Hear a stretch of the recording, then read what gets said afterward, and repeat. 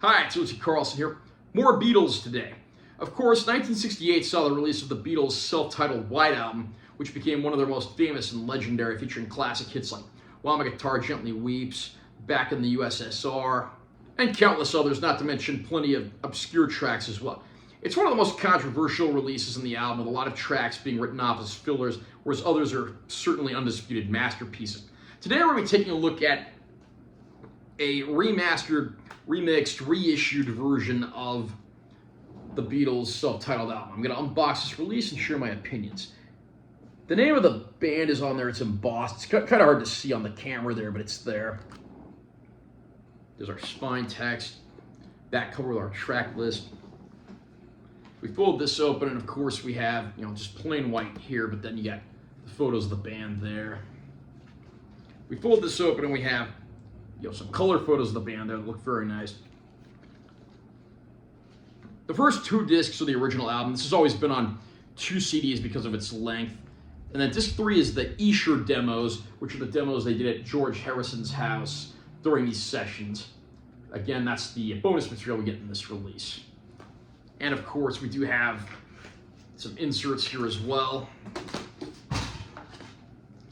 We have a full open insert that has lyrics on it. These are printed really small, so you might have to whip out your glasses to read that. And on this side, you have this sort of photo montage mini poster. I do like the way that looks. And then we have the actual booklet. Again, got those nice black and white photos of the band. And there's an ad for the album on the back. And you get different, essays and photos here from different people. You got something there from Paul McCartney. On this page, you got an introduction from Giles Martin, son of late Beatles producer George Martin. Some more cool photos. As usual, I'm not going to go through every single page of this booklet, but there is some cool stuff here. Here's some info on the Esher demos. More photos. And I don't know if I can really say a whole lot about the album that hasn't already been said. It's certainly not my favorite Beatles album. I do think there's maybe a few too many filler tunes and maybe a few too many misses compared to the hits. Although I do still think there are more hits than misses. Of course, Back in the USSR and While My Guitar Gently Weeps rank as 2 of my all-time favorite Beatles songs. But then you get a lot of underrated tunes on here, like Happiness is a Warm Gun, I Will, Julia, Savoy Truffle. But there is some stuff that, honestly, I don't know that I really need to hear again, like Wild Honey Pie, which is like a minute-long, mostly instrumental filler track, and Revolution 9, which is maybe a little too avant-garde for casual listeners. That said, though, there certainly are more hits than misses on the White Album, and I do like most of the tracks that appear here. The remastering remix job from Giles Martin is actually done very well, and my usual feelings on modern remixes of vintage albums reign true here. It just sounds like there's a little more punch here than there was on the original recordings. Likewise, a few little nuances in the mix that might not have been as well pronounced are a little more audible now.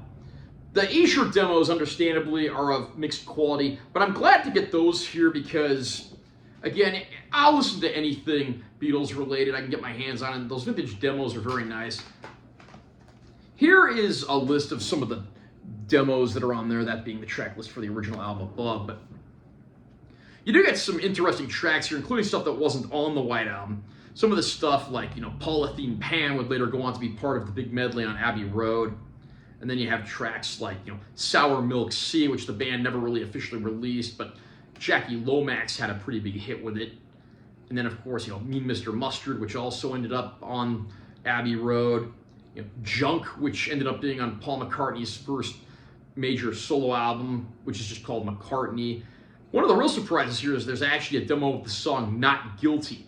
That song would later be released 10 years later on George's 1979 self-titled solo album. There's also a demo version of that on the Beatles anthology, although I'm not sure if it's the same recording.